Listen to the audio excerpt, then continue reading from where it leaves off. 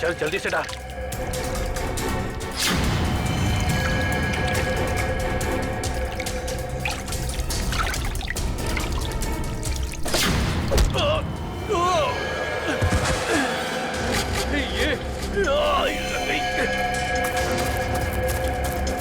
अरे भाई, अरे बच्चे चल उस तरफ भागे, चल।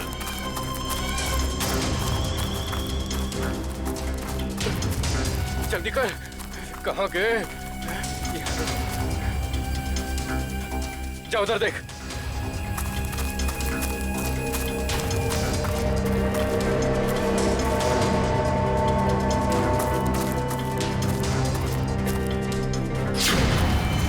अरे वो देख, वो रहे, पकड़, चल चल चल जल्दी।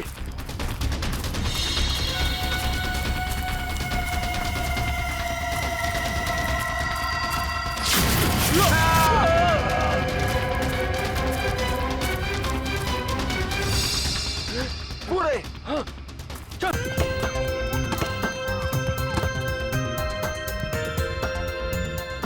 आप सब ने कभी न कभी फुटबॉल या क्रिकेट मैच का मजा तो जरूर उठाया होगा, मगर आज हम आपको पिलाएंगे एक ऐसा कॉकटेल जिसमें क्रिकेट का भी मजा है और फुटबॉल का भी, क्योंकि आज पहली बार दो हाथ कर रही है सीआईडी की टीम और उनके नन्हे मुन्ने मित्रों की टीम, जो कि वो बच्चे हैं जिनकी परवरिश किसी घर में नहीं बल्कि अनाथालय में हुई है। तो चलिए सीधे ले चलते हैं आपको मैच के आंखों देखे हाल की ओर। बॉल यहाँ है सीआईडी के घातक गेंदबाज देखना एसीपी अंकल, अब मैं आपकी इस बॉल पे सीधा चौका मारूंगा। अच्छा, बैट्समैन की गेंदबाज को मैं चुनौती। इतना खराब बॉलर भी नहीं हूँ, समझे? देखना तुम्हें आउट कर देता हूँ क्या नहीं। ऑल द बेस्ट बेटा। Thank you Sachin sir. गेंदबाज यहाँ अपनी फील्ड प्लेसमेंट चेक करते हुए।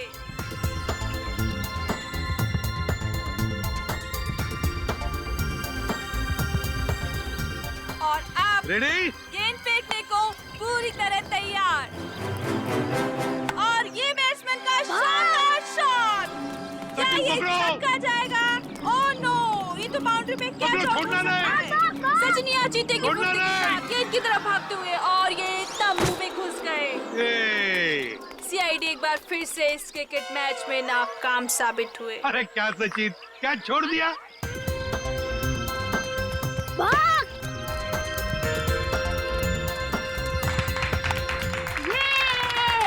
अरे देखा अंकल, हमने कहा था ना कि हम आपकी सीआईडी टीम को क्रिकेट मैच में हरा देंगे। ये तो पता था कि तुम लोग जीतने वाले हो। चलो चलो चलो सब लोग चलो। अंकल, मुझे तो सबसे बड़ा क्रिकेटर बनना है। देखो बेटा, जिंदगी में खूब मेहनत करना। अगर मेहनत करोगे तो सब कुछ बन सकते हो, जो चाहते हो बन सकते हो, लेकिन मेहनत जरूरी है ना? अच्छा अंकल, अब दोबारा हमारे साथ खेलने कब आओगे? बहुत जल्दी आएंगे और सबको लेकर आएंगे। हाँ? ओके, चलो चलो खा लो। चलो आप निकाल के पियो, ओके? चलो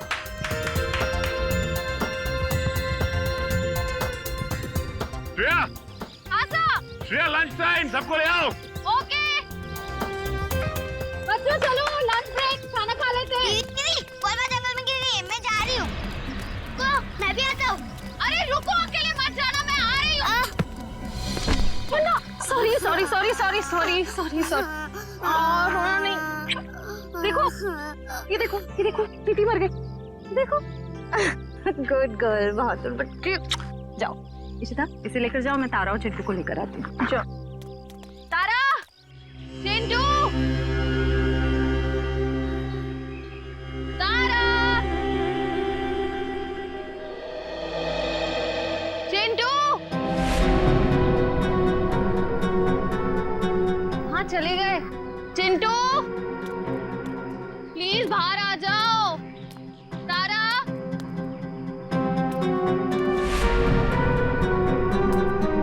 चिंटू, तारा।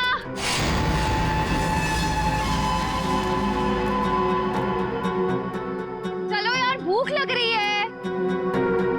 तारा, देखो एसीपी सर बहुत डांटेंगे।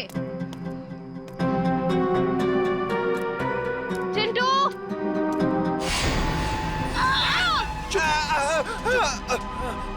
चिंटू।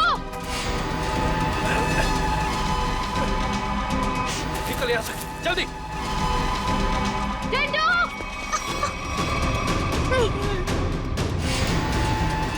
ए, रुक!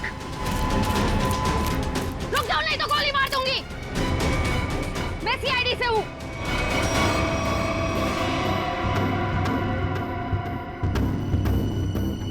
छोड़ दो बच्चों को। नीचे उतारो। नीचे उतार। छोड़ दे।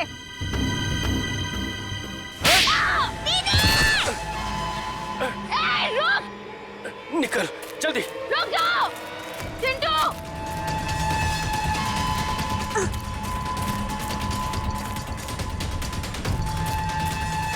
बचाओ दीदी, बचाओ, चुप। बचाओ दीदी, बचाओ दीदी। छोड़ दो बच्चों को, नहीं तो मैं तुम दोनों को नहीं छोड़ूंगी। रास्ता छोड़ हमारा। उतारो नीचे। तारा चिंटू भागो यहाँ से। हम आपको अकेले छोड़कर नहीं भागेंगे। भागो यहाँ से। हम आपको छोड़कर नहीं जाएंगे।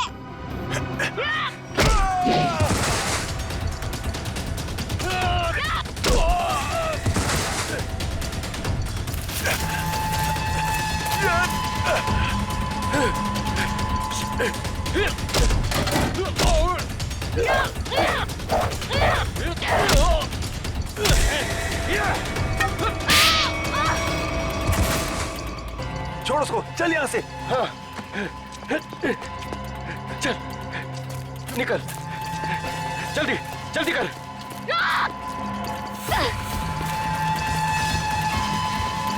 जल्दी। बचाओ दीदी।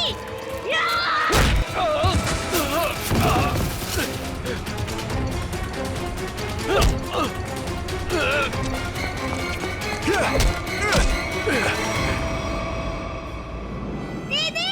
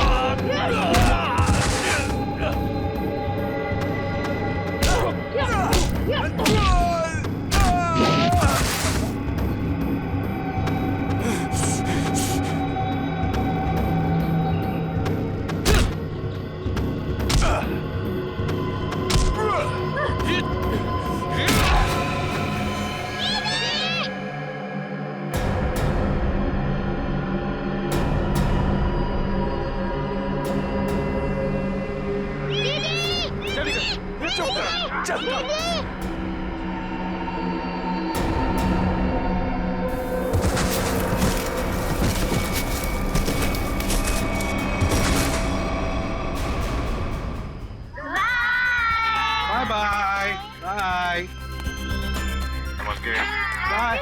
हाँ? चिंटू और तारा नहीं दिख रहे। चिंटू और तारा दिख नहीं रही, कहाँ गई है? और श्रेया भी दिख नहीं रही है। हाँ? श्रेया मैम जंगल में बॉल ढूंढने के लिए गई हैं, लेकिन अब कहीं नजर नहीं आ रही। इतनी देर तक? काम करते हैं, जंगल में घुसते हैं। हाँ?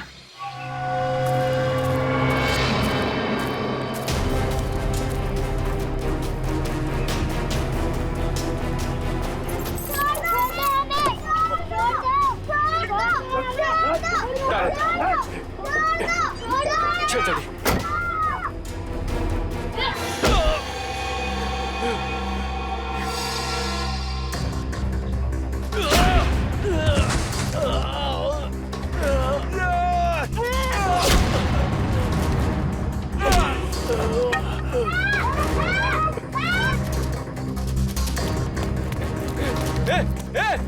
बैग बैग क्या करिए?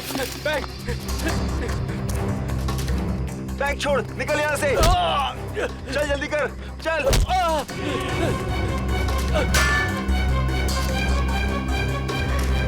जल्दी चल। चल।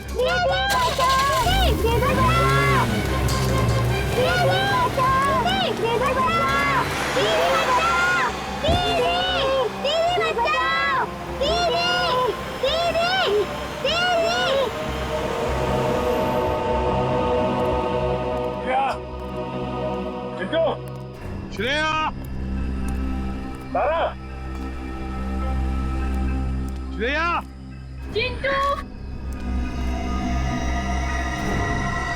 श्रेया चिंटू सर हाँ धीरे के साथ। क्या सच? सर यहाँ पे खून की बूंदें पड़ी हुई।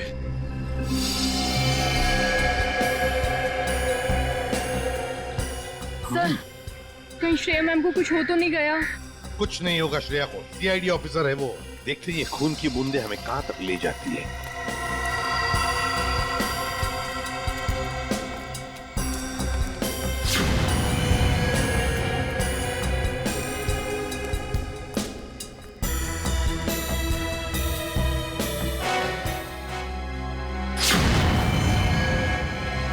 सर वो रही श्रेया।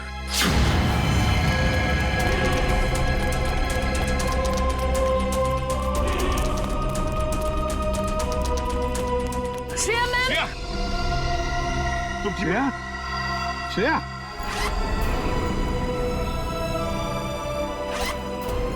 श्रेया श्रेया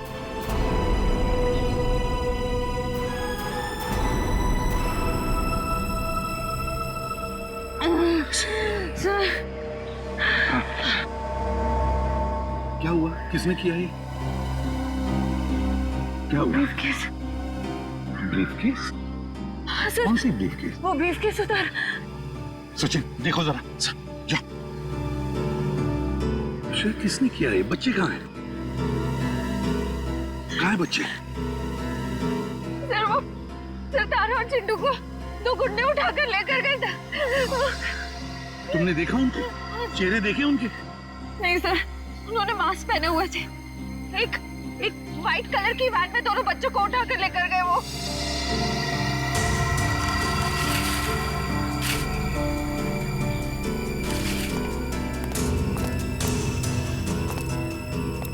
अच्छा वैन का नंबर तो देखा है? नहीं सर, नंबर प्लेट नहीं थी, मगर राइट साइड की टेल लाइट टूटी हुई थी सर। पेट्रोल की van, right side tail light टूटी हुई थी ना। इशिता जल्दी से सारे चेक नाइट और टोल नाकों पर फोन करो और इस गाड़ी के बारे में बताओ, सब कुछ डिटेल में बताओ जल्दी। हाँ सर मैं दोनों बच्चों को बचा नहीं पाई।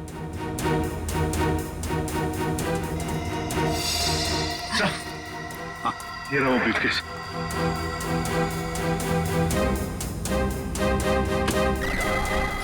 माय गॉड,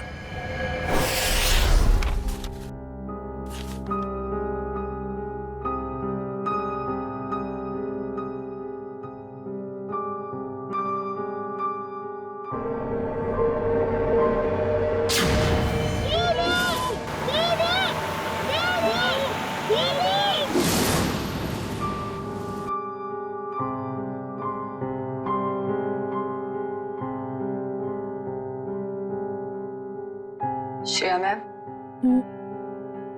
कुछ दिन सेहत का ध्यान रखिएगा। सर पर भी काफी जख्म आया है। ये जख्म तो भर जाएंगे तेरे। बच्चों को भी गुंडों से बचा नहीं पाए। इस बोझ को मैं कभी झेल नहीं पाऊंगी। श्रेया क्या कर रही हो तुम? ऐसा मत सोचो, उन बच्चों को हम बहुत जल्द ढूंढ निकालेंगे। और फिर तुमने वो ब्रीफकेस छीन लिया हाथ से उसके। एक बार डॉक्टर सारों के उस ब्रीफकेस से कोई सॉलिड सबूत निकाल लें, उन बच्चों तक हम बहुत जल्दी पहुंच जाएंगे। डॉक्टर साहब कुछ मिला क्या? किसी औरत का हाथ है, हाथ पर मेहंदी लगी हुई है और नाखूनों पर नेल पॉलिश है। डॉक्टर साहब ये सब हमें पहले से पता है, कोई खास डिस्कवरी हो तो बताइए। हाँ है ना, लगता है इस औरत ने हाल फिलहाल में ही मेहंदी लगाई है, क्योंकि मेहंदी का रंग बहुत गाढ़ा है। ये डिस्कवरी है? अरे ये सब पहले से पता है सर। कुछ और अभी नहीं पता लग सकता है यार, मजाक है क्या सब कुछ यार? पहले इस हाथ को लेबोरेटरी में भेजो, फॉरेंसिक लैब में, वहां पर डीएनए टेस्टिंग होने दो, उसके बाद पता लगेगा ना यार। बहरहाल फिलहाल तुम इतना तो पता लगा सकते हो कि जहां से हाथ मिला है वहां पर कोई शादी ब्याह हुआ है क्या? ये पता लगाने के लिए मैं वंश को पहले ही भेज चुका हूँ। वेरी गुड, बहुत अच्छा किया। तो अभी मैं भी चलता हूं। और हाँ, अगले 12 घंटे तक मेरी लैब में कोई मुझसे कुछ पूछने के लिए नहीं आएगा, अंडरस्टैंड? ठीक है सर, नहीं पूछेंगे। जब तारिका जी है तो आपसे क्यों पूछें? ये डॉक्टर साहब कमाल है, गुस्सा बस नाक पे रखता है इनके। सर, मुझे तो लगता है उन बच्चों ने शायद जुर्म को होते हुए देख लिया, तभी तो वो गुंडे उन्हें अपने साथ ले गए। बात तो ठीक है फ्रेडी, वरना अनाथ बच्चों को कोई पैसों के लिए तो किडनैप करेगा नहीं। हेलो, क्या नहीं गुजरी? ओके, ठीक है, श्योर, थैंक यू। क्या हुआ? सर, उस टोल नाके से अब तक कोई ऐसी गाड़ी गुजरी नहीं है जिसकी एक टेल लाइट टूटी हुई हो। अच्छा, सर, कहीं ऐसा तो नहीं कि उस गाड़ी वाले ने लाइट को रास्ते में ही रिपेयर करवा दिया हो? बच्चों को गाड़ी में रख के वो लोग रास्ते में गाड़ी रोकने की गलती नहीं करेंगे। शायद उनका अड्डा आसपास ही है, जहां जाने के लिए टोल नाके से गुजरने की जरूरत नहीं पड़ती। सर, उस इलाके के पास एक हवेली है जहां पिकनिक के दौरान सगाई का फंक्शन चल रहा था। सगाई का फंक्शन? फिर तो हो सकता है ये हाथ उस सगाई के फंक्शन में से ही किसी लड़की का हो। जी हाँ, कल रात हमारी भतीजी प्रियंका की सगाई थी। फिर तो काफी लोग आए होंगे यहाँ। जी नहीं, सिर्फ परिवार वाले थे।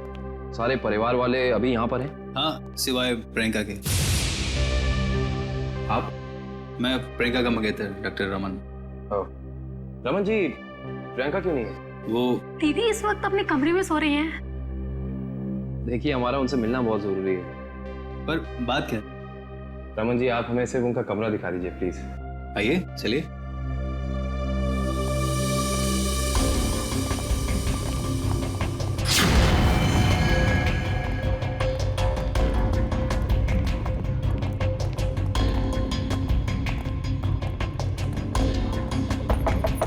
प्रियंका, प्रियंका, उठो, प्रियंका। प्रियंका, एक काम करिए, इस कमरे की डुप्लीकेट चाबी लेकर आइए। प्रियंका रोज इतनी देर तक सोती है? दोपहर का 1 बज रहा है। नहीं, वैसे तो जल्दी उठ जाती है, शायद सगाई की थकावट होगी इसलिए नहीं उठी है वो। लीजिए।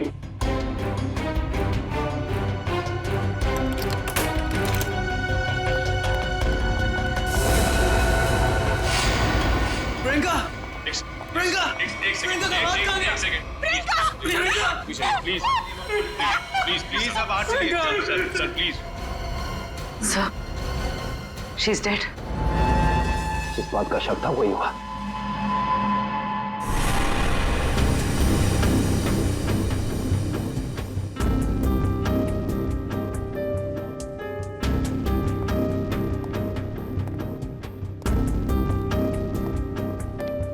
सर, खून सिर्फ इस बेड पर है, कमरे में और कहीं नहीं। और सर, कमरे का सामान भी बिखरा हुआ नहीं। सर, इसका मतलब जब प्रियंका सो रही थी तभी खूनी ने उसका हाथ काटा। पर जब इसका हाथ काटा होगा तो ये चिल्लाई तो होगी ना? चिल्लाती कैसे निखिल? उसकी गर्दन के निशान साफ बता रहे हैं कि खूनी ने पहले गला दबाकर उसकी जान ली और फिर उसका हाथ काटा।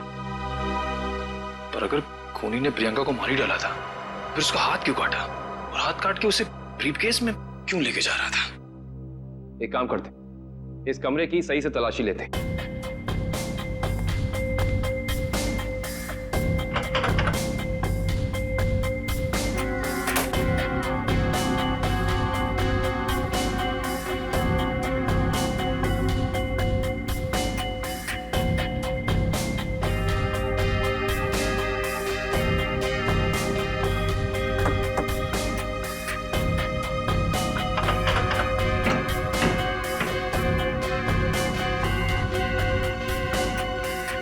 कमाल है, सारी खिड़कियां बंद हैं, दरवाजा बंद है, तो खूनी इस कमरे में आया कहां से?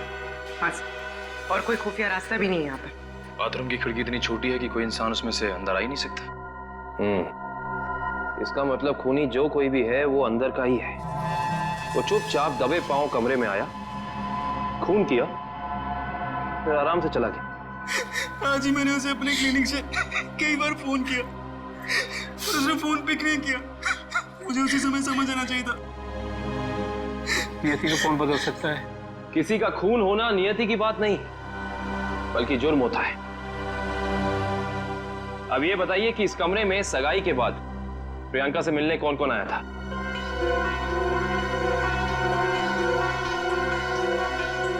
सबकी जबान पे तो ताला लग गया। इस ताले को खोलने का तरीका है हमारे पास। इस कमरे के बाहर जो सीसीटीवी कैमरा लगा है, उसकी फुटेज हमें बताएगी कि इस कमरे में कौन कौन आया और कौन कौन गया।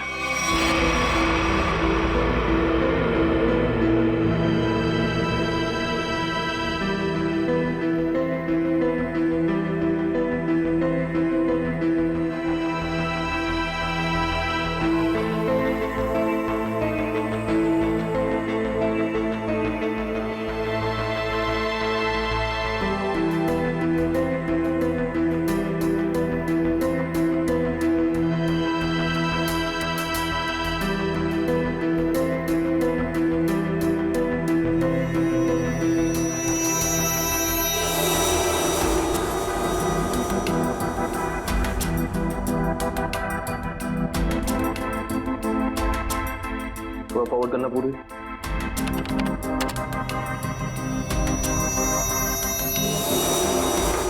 पॉज करना। ये आदमी प्रियंका के कमरे में बहुत सारा गिफ्ट लेके गया, लेकिन 1 मिनट में वापस आ गया। हाँ, निखिल एक काम करो, घर वालों को अंदर लेकर आओ। आप लोग प्लीज थोड़ा अंदर आइए।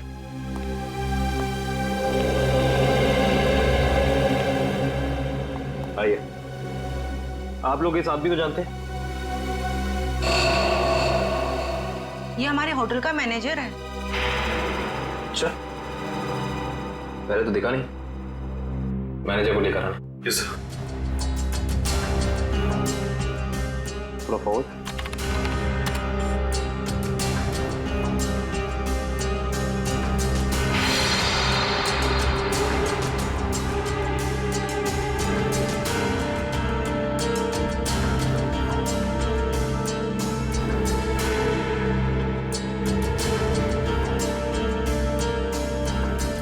वो भी थोड़ा फॉरवर्ड कर।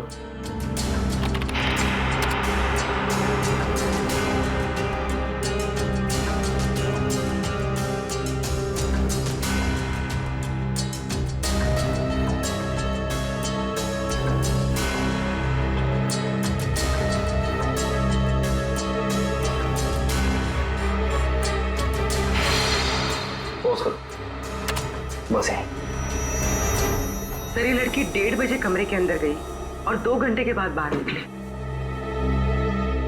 इस लड़की को देखा आपने? ये कौन है? इसको तो हमने पहले कभी यहाँ नहीं देखा। सगाई के फंक्शन में भी नहीं। जी नहीं, हमने कभी नहीं देखा इसे। हाँ, लेकिन यहाँ के वॉचमैन ने तो जरूर देखा होगा। निखिल, वॉचमैन को बुला कर ला।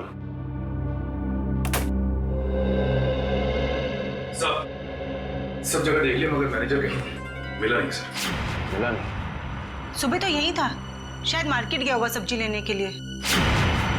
कमाल है, पहली बार सुन रहा हूँ कि इतने बड़े होटल का मैनेजर बाहर सब्जी लेने जाता है। ये इस होटल के वॉचमैन का नाम है रिंकू। रिंकू जी, इस होटल के मैनेजर को तुमने यहाँ से बाहर जाते हुए देखा था? नहीं सर। इस लड़की को देखा था? हाँ सर, ये तो वही लड़की जो कल रात प्रियंका मैम से मिलने आई थी। क्या कोई भी कह रहा आएगा प्रियंका से मिलने तो तुमने अंदर जाने दिया? नहीं साहब, हमने पहले प्रियंका मैम को फोन किया उनके रूम में, उन्होंने बोला आने दो, तो हमने आने दिया। इसका मतलब प्रियंका इस लड़की को जानती थी, और आप लोग कह रहे हैं कि आप इस लड़की को जानते नहीं। रिंकू एक बात बताओ, ये लड़की कल होटल अपनी गाड़ी से आई थी या फिर? सर ये लड़की टैक्सी से आई थी। टैक्सी? उस टैक्सी का कोई नंबर रिकॉर्ड किया तुमने, कहीं लिखा कुछ? हाँ साहब, मैं होटल के अंदर जितनी भी टैक्सी आती है उनका नंबर लिख के रखता हूँ रजिस्टर पे। ये फोटो ध्यान से देखो, ये लड़की कल रात तुम्हारी टैक्सी में बैठी थी। आप लोग कौन? हम लोग सीआईडी से। सीआईडी साहब, मुझे तो इस पे पहले से ही शक था कि लड़की में कोई गड़बड़ है। क्यों, क्या हुआ? ये लड़की 1 बजे रात को अकेली हमारी टैक्सी में आके बैठ गई और कहने लगी मुझे कुंदन नगर हवेली पे छोड़ दो। अच्छा फिर क्या मैंने उसे कह दिया कि वापसी के भी भाड़े देने पड़ेंगे। और वह तैयार हो गई। क्यों? मान तो गई, लेकिन हवेली पे जाने के बाद उसने कहा कि थोड़ी देर इंतजार करना पड़ेगा और 2 घंटे लगा दिए। और 2 घंटे के बाद उधर से वो दौड़ती हुई चली आई और मुझे कहा कि चलो। मैंने पूछा कहाँ, तो बोली कलानगर म्यूजियम पे। कलानगर म्यूजियम? सर इतनी रात को तो ये म्यूजियम बंद रहता है ना? हाँ सर, मैंने यही उनसे पूछा, पर उन्होंने कहा तुम अपने काम से काम रखो। काम से काम तो अब सीआईडी रखेगी। कलानगर म्यूजियम।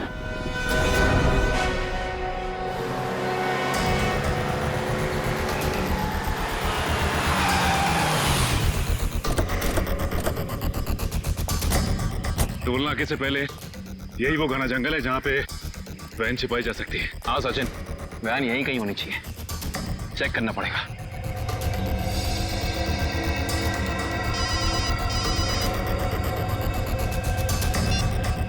कितनी बार कहा है तुम लोगों को कि कोई गलती नहीं होनी चाहिए, मगर तुम सब लोग निकम्मे हो, निकम्मे। बॉस, हमारी तरफ से तो सब सही जा रहा था, पता नहीं ये बच्चे अचानक कहां से आ गए। हमें कुछ समझ में नहीं आया, इसलिए हम बच्चों को उठाकर हमारे साथ में ले आए। तो अब मुझसे क्या चाहते हो? उन बच्चों को अपनी पीठ पर बिठाकर घोड़ा घोड़ा खेलूं? एक काम करो, आग लगा दो उस वैन को। बच्चों के साथ ही ना रहेगा बांस, ना बजेगी बांसुरी। क्या बच्चों को जला दूं? सुना नहीं मैंने क्या कहा? हाँ बॉस। एक से बढ़कर एक बेवकूफ पाल रखे हैं मैंने। चिंटू, हमें कुछ करना आएगा, वरना पता नहीं ये बुरे अंकल हमारे साथ क्या करेंगे। इस आदमी के सीने में दिल है या पत्थर? कितनी आसानी से कह दिया कि बच्चों को जला दे। अरे तो हम कौन से महात्मा हैं? बॉस ने कहा है तो कर देते ना। चल ठीक है।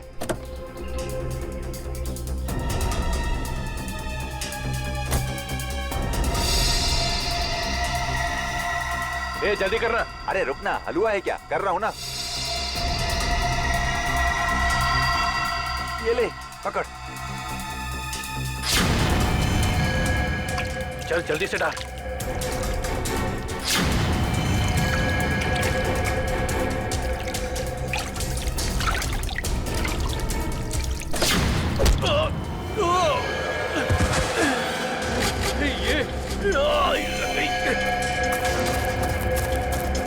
अरे भाई, अरे बच्चे, चल उस तरफ भागे, चल।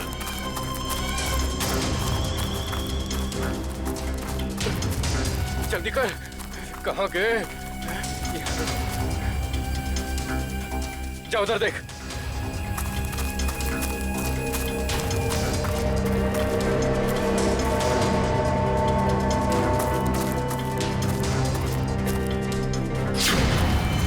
अरे वो देख, वो रहे, पकड़। चल चल चल जल्दी।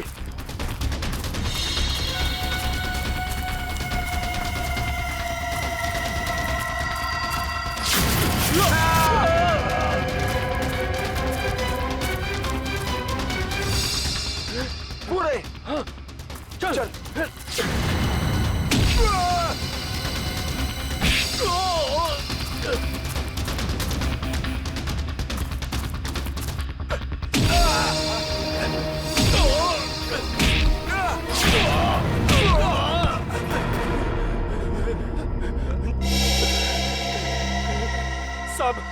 साहब, हमने जो कुछ भी किया पैसे के लिए किया साहब। हम असली गुनहगार नहीं है साहब, वो बच्चों ने हमारा चेहरा देख लिया था।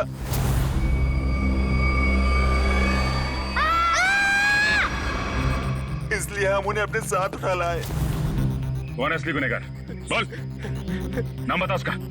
हमने उसका चेहरा नहीं देखा साहब, क्योंकि वो गाड़ी में आया था और पैसे देके चला गया साहब। गाड़ी में आया था तो उसका गाड़ी नंबर, मोबाइल नंबर, घर का नंबर कुछ तो याद होगा। साहब उसका मोबाइल नंबर है मेरे पास। देखो, जल्दी निकल। देता हूँ साहब, ये वाला सर। है कौन ये मिस्टर एक्स? सर इस म्यूजियम में पहले आप आ चुके हैं? हाँ, एक बार आया जया के साथ। और वैसे मुझे भी म्यूजियम में आके एंटीक चीजें देखना काफी पसंद है सर। फिलहाल हमें तो ये पता करना है कि वो लड़की इस म्यूजियम में क्या करने आई थी। सॉरी, एक मिनट। सॉरी बोला ना, गलती से धक्का लग गया। एक मिनट, जो गुनाह आपने किया है उसके लिए सॉरी कुछ भी नहीं है। क्या? एक मामूली सा धक्का लगने को आप गुनाह का नाम देंगे? उसे नहीं, लेकिन खून करना तो एक गुनाह है। क्यों किया प्रियंका का खून?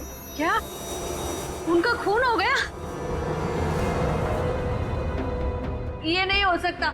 बंद करो ये मगरमच्छ के आंसू। जो पूछा उसका जवाब दो। मैंने किसी को नहीं मारा, मैं तो सिर्फ वहां उनकी मदद करने गई थी। रात को 1:30 बजे ऐसी कौन सी मदद चाहिए थी प्रियंका जी को? उनको लग रहा था कि उनकी जान को खतरा है, इसलिए उन्होंने मुझे वहां बुलाया था।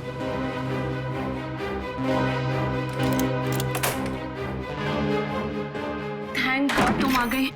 मगर हुआ क्या? इतनी रात गए बुलाए, क्या हुआ? कुछ तो बताओ, क्या हुआ? तुम इतनी टेंस क्यों नजर आ रही हो? मेरी जान को खतरा है। क्या? मगर किससे? ये सब बातें करने का बिल्कुल वक्त नहीं है। ये बताओ, जो सामान मैंने तुमसे मंगवाया था तुम लेकर आई हो, अब फटाफट मेरे लेफ्ट हैंड का प्रिंट ले लो। Do it fast.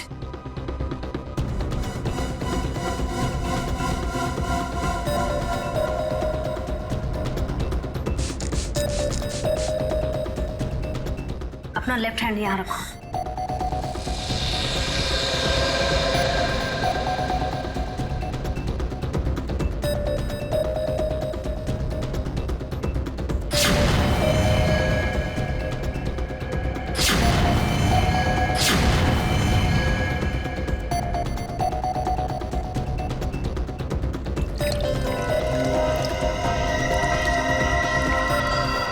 देखो, अभी तक तुमने मेरी बहुत मदद की है। मेरा एक और काम कर दोगी प्लीज?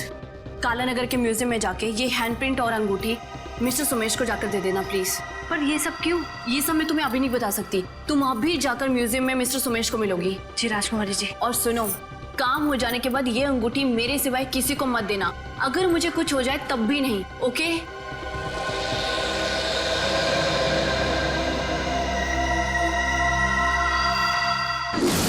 तो उन्होंने अपने हाथ का इम्प्रिंट बनवाया और उसे म्यूजियम के मैनेजर सोमेश को देने को कहा? जी।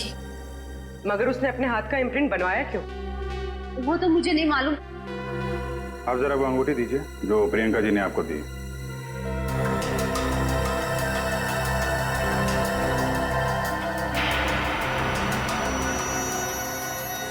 ये तो काफी अनमोल लगती है। सर ये अंगूठी, वो कटा हुआ हाथ, ये म्यूजियम, सर कुछ समझ में नहीं आ रहा है।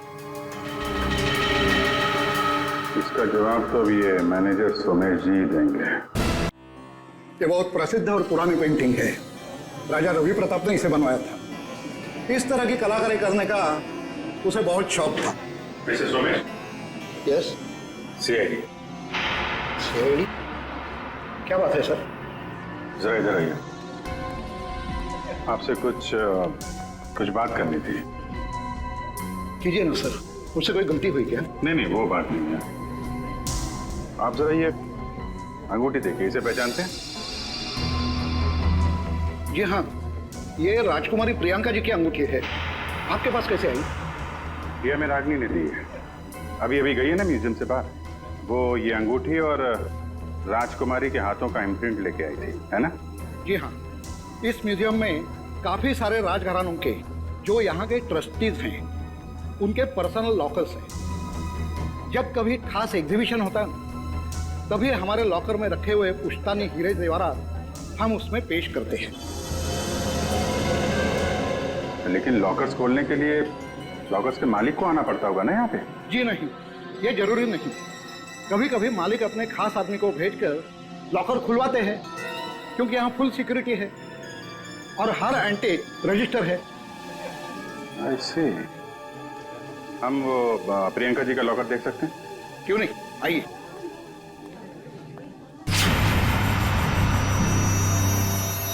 ये रहा उनका खास लॉकर। प्रियंका जी के हाथ का इम्प्रिंट इसका पासपोर्ट था। सर इसलिए प्रियंका का हाथ? क्या हुआ? नहीं, कुछ खास नहीं। आप ये बताइए, अभी इसका पासवर्ड, नया पासवर्ड क्या है? सॉरी सर, ये तो कॉन्फिडेंशियल है, मैं नहीं बता सकता। ये आपको बताना पड़ेगा, क्योंकि प्रियंका का खून हो गया। और जी हाँ। और खूनी तक पहुंचने के लिए हमारा ये जानना बहुत जरूरी है कि इस लॉकर में क्या है और प्रियंका ने अपना पासवर्ड जल्दबाजी में क्यों बदला। प्लीज। आपके पास जो अंगूठी है यही नया पासवर्ड है। अंगूठी? ये पासवर्ड है? जी हाँ। अब जरा ये लॉकर खोलिए।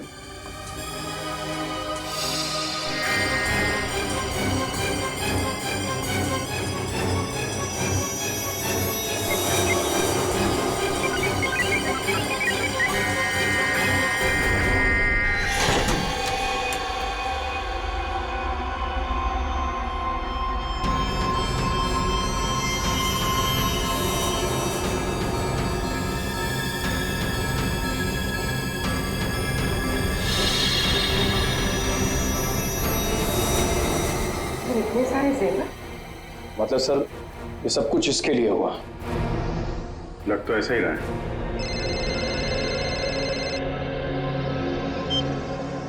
हाँ बताओ। गुंडों के पास से जो नंबर मिला था वो कुंदनपुर के होटल के मैनेजर का है। Very good very good. नहीं मिलते हैं उससे मिलते हैं।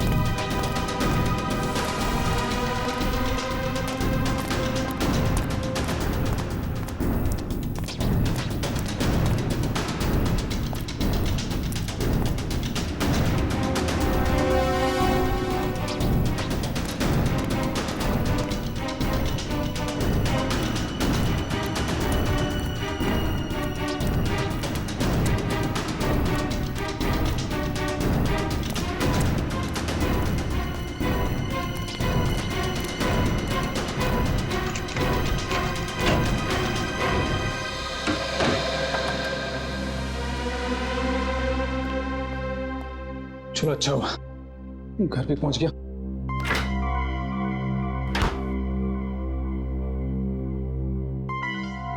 किसी ने देखा भी नहीं सिवाय हमारे। सीआईडी? हाँ सीआईडी। चल बैठ। बोल, राजकुमारी का खून क्यों किया तूने? मैंने राजकुमारी को नहीं मारा सर। मैंने तो जो किया वो उसके कहने पे किया। किसके कहने पे किया?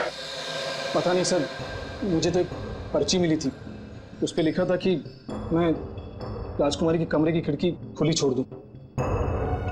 अच्छा, ताकि खूनी कमरे के अंदर जाए, राजकुमारी का खून करे और खिड़की के बाहर से खिड़की बंद ऑटोमेटिक, किसी को पता भी नहीं चलेगा। जी। अच्छा, उसने तुझे पर्ची दी और तूने काम कर दिया। असली बात बता, क्यों किया तूने?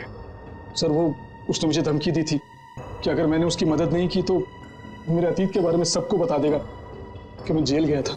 अच्छा, जेल जाके भी सुधरा नहीं है? पर्ची कहाँ है? सर वो तो मैंने फाड़ के फेंक दी। फाड़ के फेंक दी? वो तो फाड़नी ही थी। तुझे एक पर्ची पे धमकी दे दी, तूने इतना बड़ा काम कर दिया। ये हो नहीं सकता। असली बात बता, क्यों किया तूने ये सब? बता। देखिए सर, मैं सच कह रहा हूँ, मुझे कुछ नहीं पता सर। ये ऐसे नहीं मानेगा इसको तो मैं। नहीं, रुको। तुम लोग जरा बाहर जाओ, मैं संभालता हूँ इसको। सर बाहर बहुत पब्लिक है, कहीं बाहर ले चलो। बाहर काम मैं संभाल लूंगा। चल जा।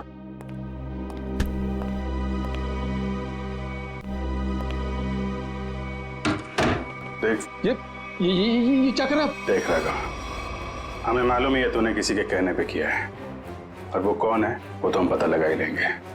इसलिए तेरा जिंदा रहना कुछ जरूरी नहीं है। तो ऊपर चला जाएगा तो धरती से एक पापी कम हो जाएगा। बोल क्या करना है, बताते हैं? मुझे नहीं पता मुझे बता दो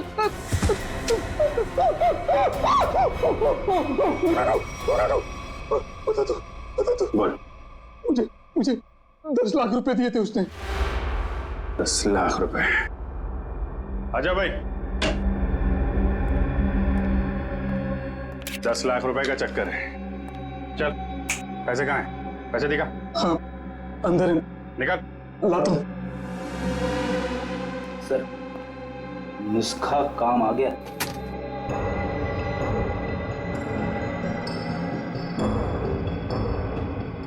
सर, इसमें से तो अजीब सी गंध आ रही है, जैसे हॉस्पिटल में दवाइयों की आती है।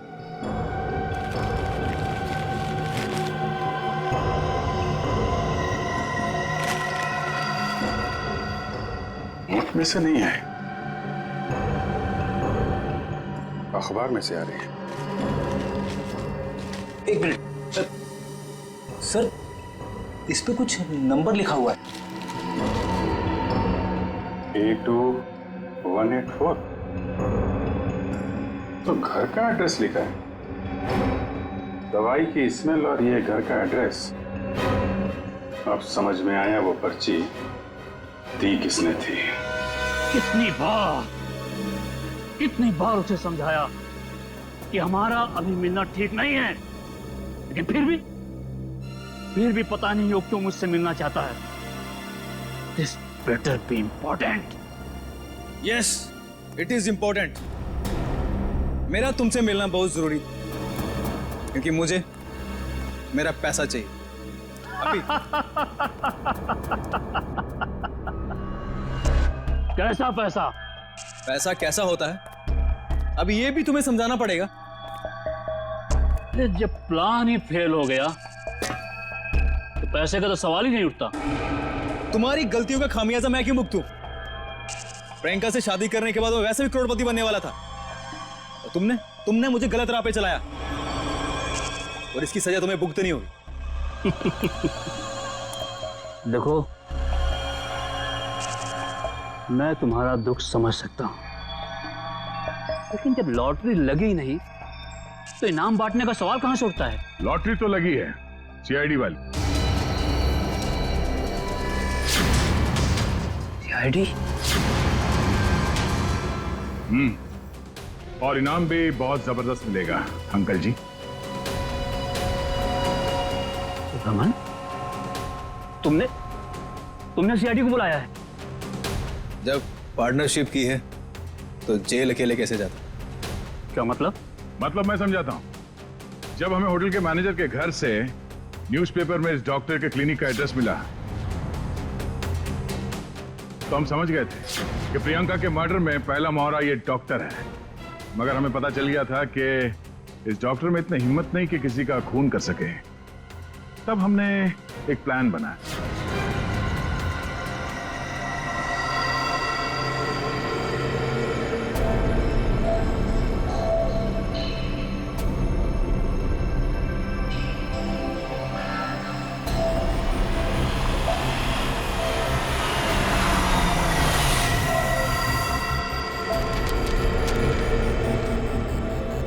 तुम्हारा भांडा फूट चुका है। अपनी भलाई चाहते हो तो मुझसे मिलने आओ, वरना सीआईडी को सब बता दूंगा। आज तुझे अपने इस धोखे की कीमत चुकानी होगी, अपनी जान देकर।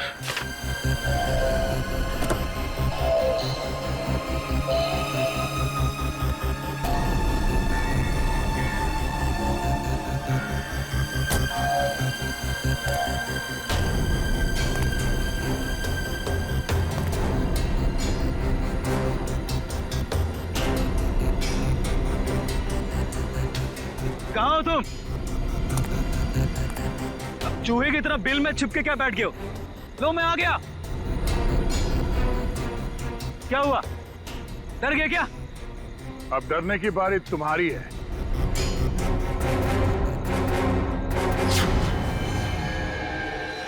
रमन, राजकुमारी प्रियंका के होने वाले दूल्हे,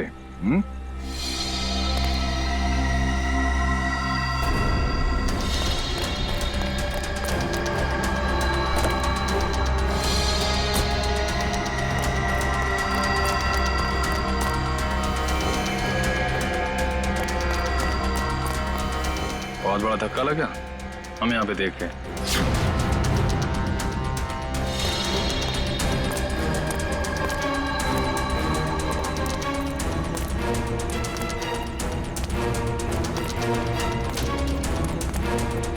ये चिट्ठी हमने ही भेजी थी। अपनी होने वाली दुल्हन का खून किया तुमने, हिसाब तो देना पड़ेगा।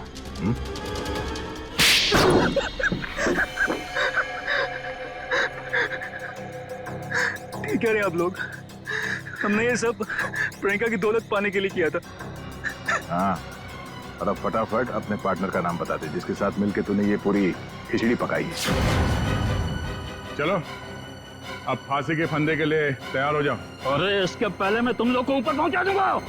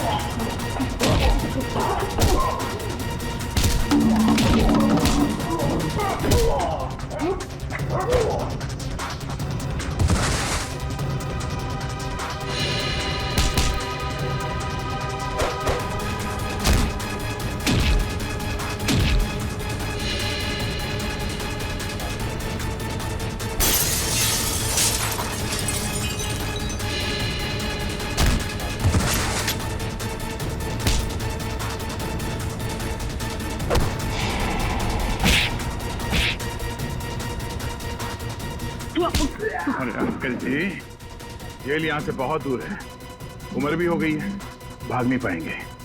सीआईडी की जीप में छोड़ देते हैं आपको।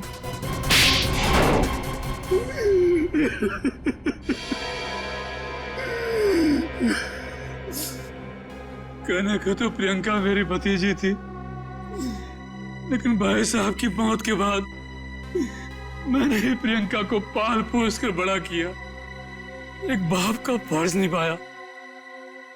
लेकिन बदले में मुझे क्या मिला? भाई साहब ने अपनी सारी प्रॉपर्टी प्रियंका और उसके होने वाले पति के नाम कर दी थी। इसलिए प्रियंका के होने वाले पति को भी तुमने अपने प्लान में शामिल कर लिया। हाँ, रमन बेवकूफ निकला, वो मेरी बातों में आ गया। पर्दे के पीछे रहकर मैंने सारे गुनाह इसी से करवाए, गुंडों को पैसे देने से लेकर खिड़की खुले रखने और हाथ काटने तक। मगर प्रियंका को भनक लग गई थी कि उसकी जान को खतरा है, इसीलिए उसने अपना पासवर्ड चेंज कर लिया और तुम लोगों के प्लान पे पानी फेर दिया। क्यों? हमें पता भी नहीं था कि उसने मेरी और अंकल की बातें फोन पे सुन ली है। सर, काश प्रियंका ने हमारी मदद ली होती तो उसकी जान बच जाती। वो आई थी मेरे पास ये बताने के लिए कि रमन उसकी जान लेना चाहता है, लेकिन उसे क्या पता था कि इस जुर्म का असली सूत्रधार कौन है। एक बार भी शर्म नहीं आई तुम्हें? अपने स्वार्थ के लिए अपनी भतीजी की जिंदगी उजाड़ दी तुमने। तुम जैसे लोगों के लिए तो फांसी भी कम है।